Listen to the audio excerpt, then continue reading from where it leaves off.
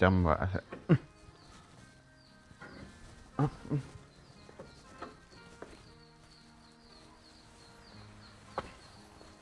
โอ้บริครับดนนั่นดิ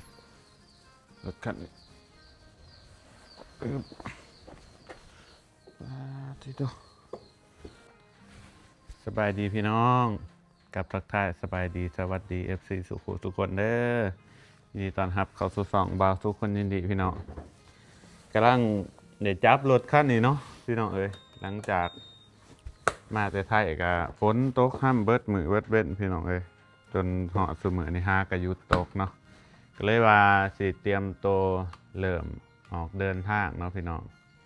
ก็คือตามที่แผนที่ประสบกล่าวไว้ตั้งแต่หลายๆคลิปเนาะว่าปีนี้สิไปขึ้นไปเล่นอยู่วังเวียงไปเล่นอยู่ข้ามม่วนเนาะวังเวียงก็คืออันแขวงอยู่แขวงเวียงจันทร์พุ่นแหละน้องพี่น้องมันเป็นเมืองที่แบบว่าเป็นแหล่งท่องเที่ยวว่าสันซาพี่น้องขึ้นชื่อของประเทศลาวนั่นแหละประสบกับไปวังเวียงหลายเทื่อเลยเนาะมักเมืองวังเวียงแห้งแบบมันงามนะพี่น้องก็เลยว่าอยากไปซ้ำอีกทีหนึ่งเพราะว่าตอนนี้ยังมีเหือมีแห้งอยู่เนาะยังหนุ่มยังหน่อยอยู่พี่น้องก็เลยอยากไปอีกอยากลองขับรถจักรอีกเพราะว่าเขาเคยไปแต่พี่น้องเทื่อหนึ่งครับรถจักรคันนี้ทั่วหอบประเทศลาวเนาะนั่นก็คือตอนปี2024รวยรถคันนี้แหละพี่น้องหลังจากนั้นเขาก็ยุดไปเนาะเพราะว่าเขาทำตามความฝันสำเร็จแต่เด้พี่น้องเลยก็มาหอดปีนี้ก็เลยว่าอยากออกไปเที่ยวซื่อๆเนาะไปแบบชิวๆพี่น้องแต่ว่าไปหอบนี้บ่ได้ไปแบบคือหอบก่อนนั้นไปแบบ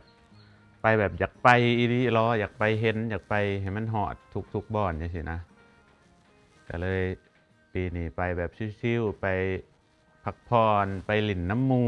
ในหลายคนในหลายแขวงเนาะเพราะว่าอยู่สวรรณเขตก็มีหมู่อยู่เวียงจันทร์ก็มีหมู่เนาะมีคนหูจักกันแหละเนาะพี่น้องหลายคนอยู่มีอ้ายน้องสวรรค์กับสาวอลิตาเวียงจันทร์กับลายอยู่เนาะทุกคนลายแห้งเวียงจันทร์นี่โอ้โหเสียไปไซแหน่ก็เลยว่าสิลองออกเดินทางเบิ่งดีกว่าอยู่บ้านซื่อๆพี่น้องมันบ่ได้เฮ็ดหยังคลิปก็บ่มีถ่ายมื้อนี้เอาโซลัดเด้อพี่น้องไปนับสมิธว่าสิเอาน้องนาด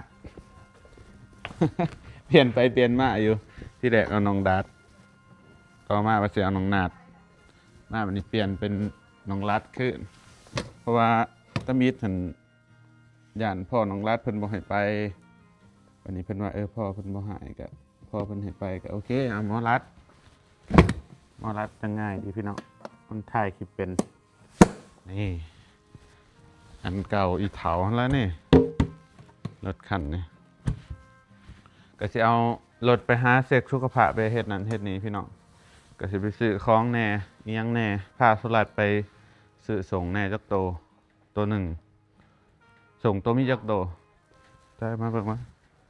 ส่งอยู่เพื่อนตัวมีจักโตสบายดี2-3 ตัวสบายดีป่าลูกน้ำมี3โตเนาะก็พอดีเปลี่ยนกันเดียวบ่สุกสิไปเบิ่งหาอีกตัวหนึ่งซะเพราะว่าบางที่บางมื้อฝนมันตกพี่น้องเฮาเดินทางหน้าฝนเนาะส่งมันเปียกอีหยังมันเปียกนะก็พอได้มีเวลาตากตัวที่มันเปียกแล้วก็เปลี่ยนใส่เนาะพี่น้องแต่ว่าส่วนหลายเวลาเดินทางเฮาก็มักใส่เสื้อตัวเก่าแหละพี่น้องคือเสื้อจังซี่เนาะใส่ซ้ำมื้อ1 2มื้อหา3มื้อพุ่นเนาะถ้ามันมีกลิ่นก็เปลี่ยนตัวใหม่แล้วก็ไปซักอยู่บ้านหมู่บ้านหยังก็ได้คันว่าอันนี้แต่ว่าบ่สุกคิดว่าไปหอมนี่มันน่าจะบ่อันนี้ปานใดเพราะเฮาไปแบบชิวๆบ่ได้ไปแบบเป็นเดือนคือแต่ก่อนเนาะปีน่ะบ่สุกไปพอดีใช้เวลาเกือบ2 เดือนมันก็เลยแบบเปลืองเสื้อผ้าแหน่อันนี้เป็นทริปประมาณ2 อาทิตย์ดอกพี่น้องก็ไปเรื่อยๆเนาะไปเล่นหาถ่ายคลิปนำเห็นผู้คนใหม่ๆสิ่งใหม่ๆพี่น้องไปเห็นมั้ยเตรียมอุปกรณ์พี่น้อง อันนี้ก็เป็นขาจับโทรศัพท์เนาะไว้จับโทรศัพท์อีกเครื่องหนึ่งไว้เบิ่งแผนที่หรือว่าเบิ่ง Google Map พี่น้องนี่เฮาก็สิจับจังซี่แล้วก็ชาร์จไปน้ำสากไปน้ำเพราะว่ารถคันนี้มันมีอันนั้นอยู่สายสากอยู่เนาะพี่น้องนี่ต่อแนวนี้นะครับรถไปมันก็สากแต่ว่าเวลาฝนตกเฮาก็ เอายัดเข้าหันเนาะโทรศัพท์เนาะบ่ฮู้ว่ายังได้อยู่บ่ยังได้อยู่นี่เนาะมันก็สิชาร์จปึ๊บเลยแล้วก็ไปเบิ่ง Google Map เบิ่งแผนที่เพราะว่าเฮาบ่ฮู้อยู่แล้วเนาะการเดินทางแต่ละเมืองหั้นนะแผนพังมันฮะเฮาก็ต้องจับ Google Map เวลาเข้าเมืองเวียงจันทน์ทางมันซับซ้อนแฮะนครหลวงนะนี่โอ้พาเสร็จกันนอกนี่บ่พาเสร็จอยู่ไสตัวจะเสร็จรถอยู่ไส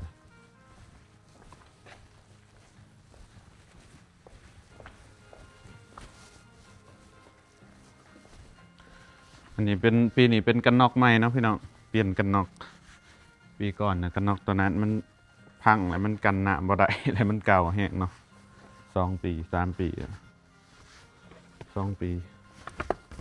ก็ถึกน้ำทุกคนมันก็เก่าไปที่เอาน้องรัดไปนํก็คืออยากให้เพิ่นไปลินนี่แหละเนาะพี่น้องไปเป็นตะกล้องให้แน่ลักๆก็คือให้เพิ่นไปเป็นตะกล้องให้แล้วก็ที่2มาก็คือให้เพิ่นได้ไปเนาะเพิ่นก็ได้เที่ยวฟรีพี่น้องว่าสุกเอาไปนํก็ได้เพิ่นก็ได้ไปเห็นเมืองต่างๆ เพิ่นก็อยากไปแน่อยากไปแน่ญาติกันไปอยู่ได้กับอ้ายเพิ่น บ่นัดก็อยากไปบ่เพิ่นว่ามันสิได้ไปเด้อเนาะตีตนมันบักนั้นมันก็อยากไปอ้ายก็อยาก ดีทีฮะอ่ะอ่านไปดีที ถ้ามันไปดีพีนี่ก็ซุปหูฟังใส่เนาะพี่น้องเพื่อบ่ให้เงานอนเวลาขับรถนี่ก็ฟังเพลงไปน้ำก็เปิดเพลงนี่ซุปกันนอกเขาจังซี่เพราะว่าถ้าบ่ใส่หูฟังเพลงนี่บ่สุกง่วงเรียบรับเนาะขับรถเวลาขับรถมอเตอร์ไซค์นี่ let's go ไปหาเติมน้ำมันเลยโอ้น้ำมันกับเบิดมีแต่แนวเบิดไปหาล้างรถเซ็กรถยังก็ตีเดินทางมื้ออื่นคิดปุ๊บไปปรับเลยเนาะ ไปขึ้น เอาซื้อก่อนเอากันนอก นี่เด็กขอตากล้องขอไฟที่ผ้าเพิ่นไปปีนผู้ปีนพาพี่น้องซุกไปเที่ยวนี่ไปเรื่อยๆเนาะ ก็คือไปกับบ่ค่อยได้เน้นถ่ายคลิปอิหยังหรอกไปเน้นพักผ่อนไปเบิ่งธรรมศาสตร์นี่แม่เราบอกเนี่ยนี่หยังรองเท้าวันหน้าเอาเขาให้แน่คันฝนตกซื้อรัดเป็นตะกล้องเวลาถ่ายเด้อสิบอกเวลาถ่ายก็ถ่ายประมาณนี้ให้มันเห็นประมาณนี้แต่เวลาอ้ายบอกว่าโอ้ขางทางมีนั่นมีนี่ตัวกระปิ่นไปตามคำบอกเด้อสิบอกเด้อเวลาเว้าแบบเวลาเฮาขี่รถทางไกลหั่นนะโอ้ฮอดนะเมืองนั้นเมืองนี้โอ้เมืองนี้มันเป็นจังซั่นจังซี่ตัวกระปิ่นไปจังซี่เด้อตามคิดคำนวณเบิ่ง จังอันนี้ขี่จังซี่อย่างเช่นแบบเพื่อนเป็นสะเพาเนาะพี่น้องตัวกระปิ่นไปให้ FC เบิ่งค่ะอันนี้พาทางเพื่อนเขาจะมาพี่น้องเพราะว่ามันนั่นน่ะเนาะทางออกบ้านเฮามาออกบ่ได้มันล่มเดินทางไปน้ำเซโดนน่ะจะลดลงนะเนาะกูยังเต็มคือเก่า โอ้ยน้ำเซโดนยังเต็มเหมือนเดิมเลยเดี๋ยวเพื่ออภัยมือนี่ต้องผ่านเนาะ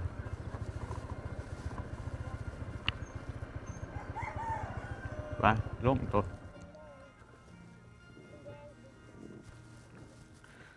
มันบกแต่ว่าเนาะเดี๋ยวห้อยมันบกแล้วน้ำเส้บกแล้วพี่น้อง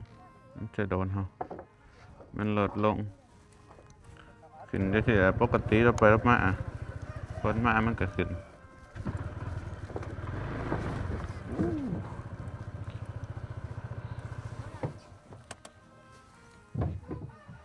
ดิโอมื่อนี่สูบจักกอก มาดิโอถามมาว่าสูบยาบ่มาว่า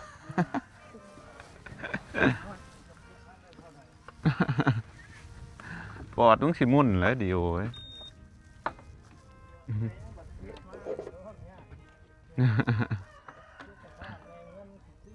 เออเมื่อนี้น้ำเสื้อโดนลดลงนะพี่น้องประมาณ1 เมตร2-3คืบมันลดลง อันนี้เป็นความปกติเนาะพี่น้องของคนบ้านต่างๆเด้อน้ำเสื้อโดนมันขึ้นแนวนี้เวลาฝนตกมาเลี้ยงติดกัน2-3 มื้อน้ำก็สิขึ้นเนาะเวลาฝนหยุดมื้อหนึ่ง2 มื้อน้ำก็บกคือเก่ามันก็สิเป็นตัวอย่างกันเนาะคนบ้านอื่นมาหรือว่าคนต่างแขวงต่างเมืองมานี่ก็สิเห็นเป็นตัวอย่างเด้อพี่น้องมันสิสภาพน้ำเสื้อโดนบ้านเฮาแต่ว่าเฮาอยู่จังซี่ตั้งแต่น้อยเท่าใหญ่เนาะมันก็ซิดนะพี่น้อง เบิ่งขึ้นน้ำไหลข่อยแล้วหั่นบักนี้จักเด้เขาก็สิเริ่มปล่อยหั่นแหล้ว เพราะว่าที่เฮาเนาะเฮามือเฮาเดินทางเพิ่นว่าน้ำท่วมบ้านตายแล้วเฮาสิได้กลับมาคือ แต่ว่ามันก็น่าจะบกเลยพี่น้องเอ้ยเพราะฝนมันน่าจะเบิดแล้วแหละตามเฮาเบิ่งข่าวบางอย่างก็ได้มันตกแห้งมื้ออื่นก็เดือนถ้ามันบ่ตกแดดจ้ำก็เดินทางต่อได้เพราะว่าน้ำมันจะบกตรงนี้ครับน้ำมันเบิดนี่ว่าพี่น้องน้ำมันเบิดมันเป็นปุดขึ้นปุดทำให้เป็นทางที่เราผู้ใดอยากยกของขามน้ำนี่ต้องเอาย่ามฝนเด้อผู้ใดอยากซื้อของใหญ่นี่ต้องเอาย่ามฝนนี่สบายขามเพื่อเนาะเหาะท่าเลยบ่ได้ยกขึ้นท่าโอ้หาซื้อโต๊ะหินนี่คักแล้วนี่โต๊ะหินแบบมันนั้นเหาะขึ้นเพื่อไปเหาะทางก็เหาะขึ้นสบายบ่ได้ยาก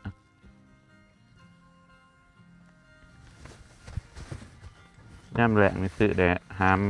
ขึ้นห้ามลงสูงๆมาอ่ะรถไปบางรัดอาสิไว้รถกัน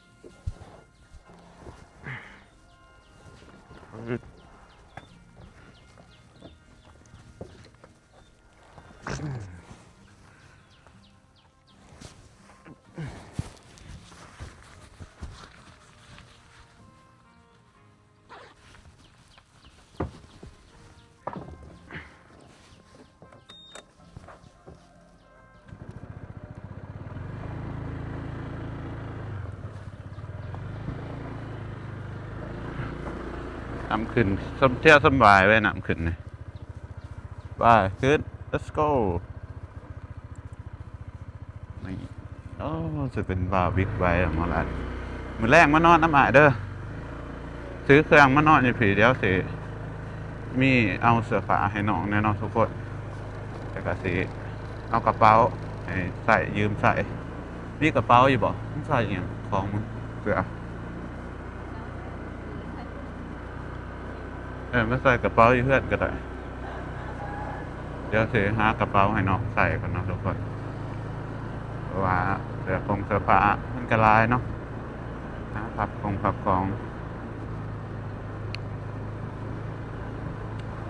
ไป let's go เดินทางเข้าไปในเมืองปากเสว่าสุกกับซื้อเสือคือกันเพราะว่าเสือใส่มันบ่ค่อยมีตัวเก่ามันใหญ่เนาะพี่เนาะว่าสุกจ่อยลงพร้อมลงมันเลิก มันเลิกหรือว่ามันรวมขนาดก็เลยว่าจะไปหาซื้อตัวที่มันน้อยลงจากตัวหนึ่ง2 ตัวนี่แหละก็จะใส่ไปถ่ายในจุดชมวิว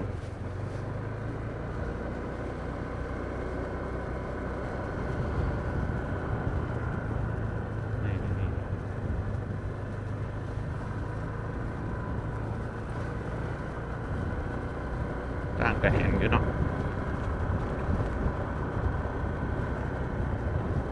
รถคันนี้มันทดนะรถคันนี้ขึ้นอยู่กับคนอันนี้คือกันเนาะพี่น้องรถล่างนี่ก็ได้มันจิเพ่มันสีเอียงก็ได้ ถึงทุกคนหักษาคือกันบาซุกเป็นคนหนึ่งที่แบบว่าถ้ามาหักรถบอกก็หักเลยพี่น้องเวลามันอันนั้นอันนี้บาซุกมักจะแก้ไขปัญหามันก่อนเสมออย่างเช่นแบบยางหรือว่าใส่รถยางรถหันมันซึกล้อมันเหี่ยนมันหยังเนาะพี่น้องบาซุกก็มักสิซื้อตัวใหม่มาเปลี่ยนเลยสาเหตุที่มันบ่ค่อยได้แบบว่าหัวแบบว่ามันเพ่กลางทางเลยสินะพี่น้องอย่างเช่นแบบเปลี่ยนน้ำมันเครื่องบาซุกก็เปลี่ยนทุกๆ 2,000 กิโลเนาะถึงว่ามือได้ที่บาซุกบ่ค่อยได้ขี่นั่นนู่นนี่บาซุกก็มักสิเปลี่ยนเรื่อยๆใส่กองบาซุกก็เปลี่ยนตลอดเนาะล่าสุดเปลี่ยนหมอไฟนี่ก็คือสิแบบจนอายุมันใส่งานดีๆแล้วนะมันจังใส่อันนี้เนาะพี่น้องใส่สะดวกเขาเองเนี่ยพอเกิดปัญหาต่อการเดินทางเขาพอเกิดความยุ่งยากระหว่างเดินทางก็โอเค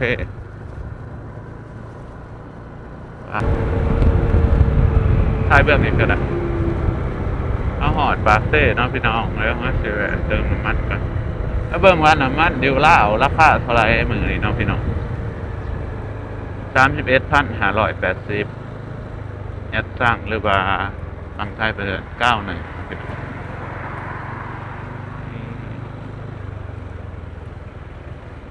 เติมน้ำมันก่อน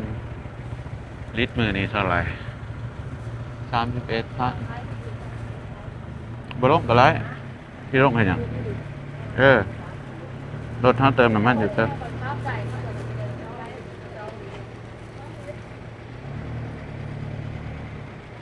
31,580 ลิตรหนึ่งเนาะพี่น้องมาเบิ่งเป็นเงินบาทได้เท่าไหร่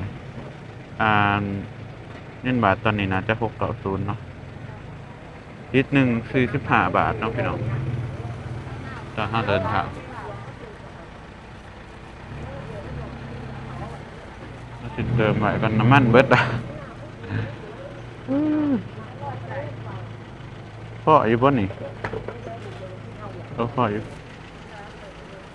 200,000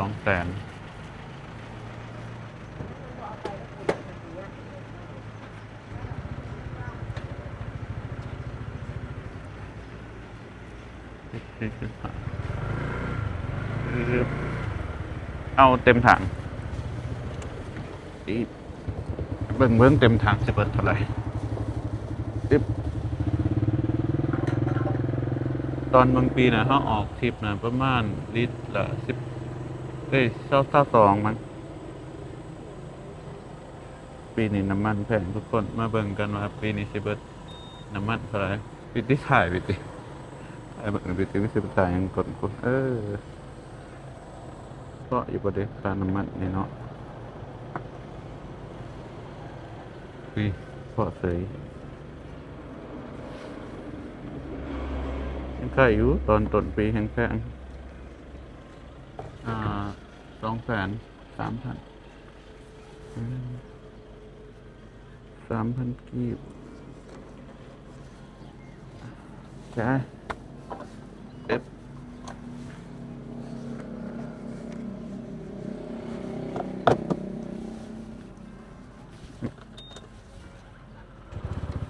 สร็จแล้วเดี๋ยวตาปิดเบิดไป200,000 กีบทุกคนน้ำมันยังเหลือขีดหนึ่งเนาะ200,000 กีบเป็นเงินบาทอะไรวะเนี่ย8 บาทเนี่ยกินกาแฟก่อน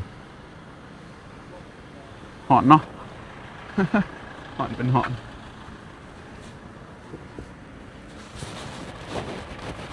คือไรรัดตื่นเต้นดีว่าสิจะไปเนี่ยเดี๋ยว ตื่นเต้นดีบ่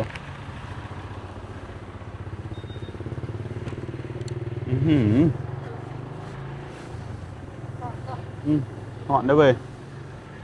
เขาใส่กันนอกเวลาแบบเขาอันนี้แห้งหอนไปเราไปซื้อกาแฟกันวดแต่กะป้าไว้นี่ป้างไว้นี่ซื้อกล่องให้อ้ายซะเอาแบล็คกาแฟเย็นเบาหวานแล้วก็ชาไทยเย็น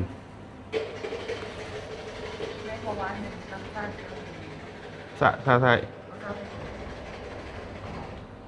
เฮาโหลดแอปอันนี้มามัน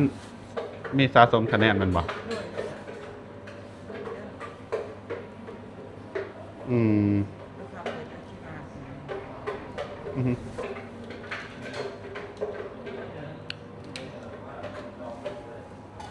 เอามาสั่งกาแฟเนาะพี่น้องกินกาแฟเดี๋ยวไปกับบ่าวสุกกับบ่ไหลยังเนาะพี่น้องไหลแต่เที่ยวแล้วก็ได้กินกาแฟที่ทุกมื้อ เพราะว่าบ่าวสุกเป็นคนมากินกาแฟยามเช้าหั่นนะมันจังสดชื่นดีไปถามมาบ่กินได้บ่ก็บ่กินได้บ่กินก็ได้เนาะพี่น้องแต่ว่าคันเวลาออกทริปออกหยังนี่ต้องกินเนาะเพราะว่าอย่างมันรับในเด้มันสิอยากนอนง่วงนอนต้องขับรถ กินกาแฟฟรีได้ไปเที่ยวฟรีน้องทุกคนได้เห็นสิ่งต่างๆใหม่ๆหลายๆอย่างบาทุกคนเลยอันนี้ยังมีแต่ให้ถ่ายคลิปให้ซื่อๆเนาะ เตรียมค้าแล้วว่าสิไปปีนค้านะไปปีนค้าได้ตัว